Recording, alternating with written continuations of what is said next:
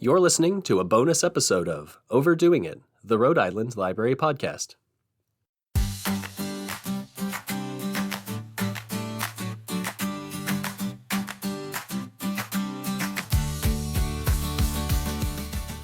Hi everyone, Dave here from the Cranston Public Library and the Overdoing It team. One of the fun parts of working on a podcast is getting to listen to the episode twice before anyone else gets to. First when we're having the conversation, and then again while I edit the episode for you. There are always fun side tangents and asides that are left on the cutting room floor. So today I've got some pizza episode leftovers to share with you. Just a few side conversations that didn't make the main episode. In this first clip, Lauren, Taylor, Emily, and I discuss the best way to enjoy your pizza leftovers. And I will say, the Caserta pizza reheats really well. Like, It was good a second time. It wasn't where you have to, tear at the pizza because the crust has become, chewy and hard. You're not reheating your pizza in the microwave, are you? Well, I was because I was here when I ate the pizza. I ate it for lunch on Saturday, and I was here. So, yes, I know that there are ways to reheat your pizza that ask are the bosses for that oven.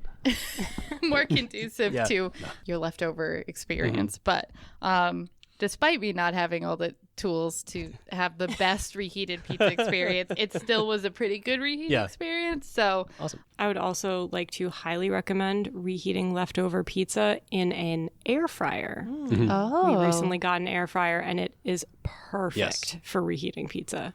Yeah. So did none of you eat cold leftover Oh my God. pizza? I was going to say, the best way to eat pizza is don't. cold, especially for breakfast. the next Yeah, day. it was good. I have done it. I guess it just depends on, partially the time of day and the level of energy that I want to put into. Sometimes if it's just I just remembered that we have leftover pizza, I'm just going to grab a slice and eat it versus the other day I was well, this is my lunch. I would like it to be hot. Yes. And so I reheated it. I'm sorry if I gave you too much sass there. I apologize. No, but I definitely with the cold pizza. Hell yeah. I don't. Yeah. Yeah. No.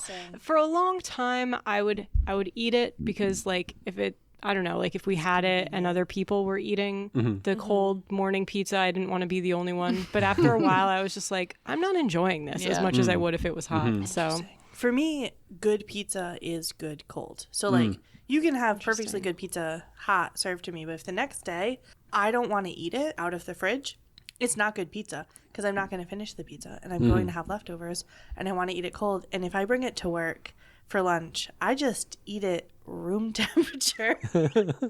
Whatever temperature it is out of my lunchbox at the time that I eat lunch, I'm just... Nice. That's how I'm going to eat it. So that's also part of how I think about pizza. And I feel like the big cheese is probably good. Second day out of the fridge. Believe me, it is. Okay. Absolutely. Next, we have a brief tangent about my own experiences growing up in Ohio enjoying stereotypical Midwestern regional pizza varieties. As a Midwesterner, did you eat much deep dish pizza? No, and in fact, although that's not very that's Chicago. Real Midwesterners look down on Ohioans as not Midwesterners. We're actually the Great Lakes, so there's the Great Lakes region. Okay, but Chicago also borders. That's true. No, it's really. I'm thinking of a person I knew from South Dakota, and she was like, "You're not a Midwesterner." I was like, "That's fair." Is South Dakota? Do they consider themselves a Midwesterner? Yeah. Because it's kind of Midwest. Because then once you get to Wyoming and Colorado, you're in the West. West, Pacific Northwest. Anyways. Yeah. But I've also seen things where it's Ohio is part of what's known as Yankeedom, which is all the way up into the Northeast and then way down. And that there's just a big swath that is Yankeedom. So I do feel right at home here in ways that I probably feel subconsciously. Yeah. All right. But but to answer your question, no, I didn't eat much deep dish growing up. That's fair. Yeah. And I guess Chicagoans also don't really eat deep dish pizza. That's not actually a thing. So Yeah, tavern style. Yeah. That's what the locals really like. My pizzas were round just like yours. I know some of our pizzas were rectangular. That's true. So. Yeah. Finally, the Overdoing It team takes a bold stance on that Rhode Island pizza-adjacent staple, the party pizza. I mean, pizza is the perfect food. Any pizza is good, and I would never turn my nose up at a single pizza. But, you might. I might. Okay. I might turn my nose up at a pizza. well, especially depending on how you define pizza. Because I know Emily and I share what's the best way to phrase it? A dislike for quote unquote party pizza / pizza strips. Oh. Yeah. Yes. Yeah. It's We're not pizza. True Rhode Islanders over here. It is a letdown every single time. It's cold tomato bread. It is not pizza. So I don't quite share your thoughts about sauce, Taylor. I like a good ratio of cheese to sauce, but to me that means there's sauce here. It's not dry pizza, but my sauce is not like oozing out. I'm not tasting tomato, and I think that's the problem for party pizza for me is like all I taste is bread, which I like, tomato, which I don't like, and I get none of the redeeming cheese that I also like. So it's no longer a thing I like sandwich. It's a 50-50. Things I like. Yeah. Yeah. Maybe party pizza. I am now. As a kid, I did not like party pizza, and I think it was kind of for a similar thing to you, as it was like too much tomato flavor. But I guess since I've gotten better with tomatoes as an adult, now I appreciate it for what it is. Like, am I expecting it to be like a hot, gooey, delicious, traditional pizza? No. But like, is it a great thing to grab when, you're at a party and you just want to like quickly grab something and get back to whatever conversation people are having at your table? Yeah. It's a social food. That's what I guess. Yeah. I rarely eat it in a not social situation.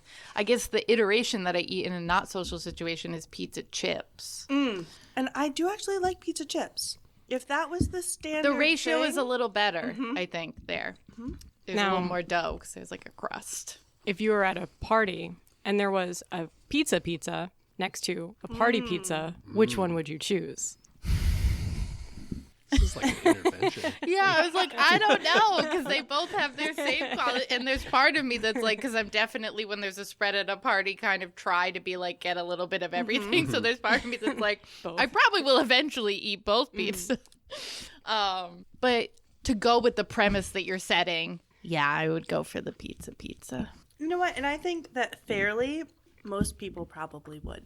I'm not sure I know anybody who is gunning for party pizza is better than pizza. Listeners can tell me about it. Yeah. Overdoingitpod@gmail.com. Send us your hate mail. Directed at Lauren. Yeah. Just kidding. I mean, and maybe I grew up in Mass, but it was southeastern Mass. Like, it's pretty much Rhode Island. There were still times when I would go to a party and they would say, we have pizza, and it was not what I define as pizza.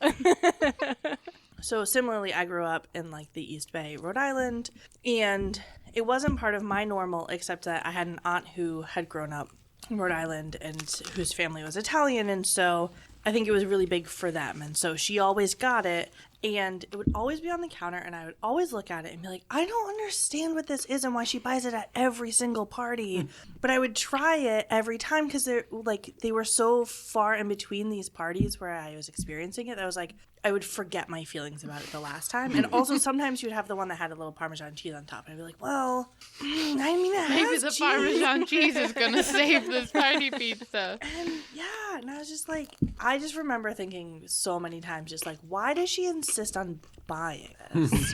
Who likes it? And now I realize, like, oh, her whole entire family, and also I think a lot of my family also liked it. And I was just the one kid that, blah.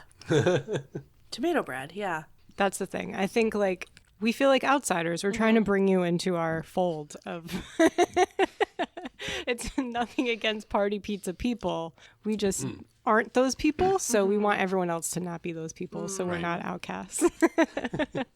Well, what do they say in matters of taste? There can be no dispute. So at the end of the day, if people like party pizza, I'm happy that they have something that they like. And I'll eat it. True. But I'm, as I think the most far-afield person, being an Ohioan, I was just like, I don't know what this is, but okay. You're like, what? And although I've since learned, since I lived here, that there is such a thing as Ohio-style pizza, which I've never heard of and never had, but it is a pizza that is baked without the cheese. So it's just crust and sauce, and then it goes in, it comes out, and then they throw some cold mozzarella on top of it, and you serve it like that. And that sounds equally terrible. So I think the fact is that, like, just because you're from a place doesn't mean you have to like the thing that's from the place. That's fair. find something that you like and enjoy it. I like the big cheese. But I liked all the pizzas that we tried. It was a really rough couple of weeks. Thanks for listening. If you haven't already, check out our main Overdoing It Eats episode, in which we tried some of the best pizza in all of Rhode Island. If you would like to correct our opinions about party pizza, tell us your preferred method for reheating leftovers, or just reach out to the show. You can send us an email to overdoingitpod@gmail.com or find us on Instagram at overdoingitpod. If you enjoyed today's episode, share it with a friend and rate and review us on Apple Podcasts or Spotify to help us reach more Rhode Islanders. Overdoing It is proud to be a resident partner of the Rhode Island Center for the Book and is brought to you by library staff and community members all around the Ocean State. The project has been funded in part by the Rhode Island Office of Library and Information Services. Thank you again for listening. This has been a bonus episode of Overdoing It, the Rhode Island Library Podcast. We're overdoing it, but you're doing just fine.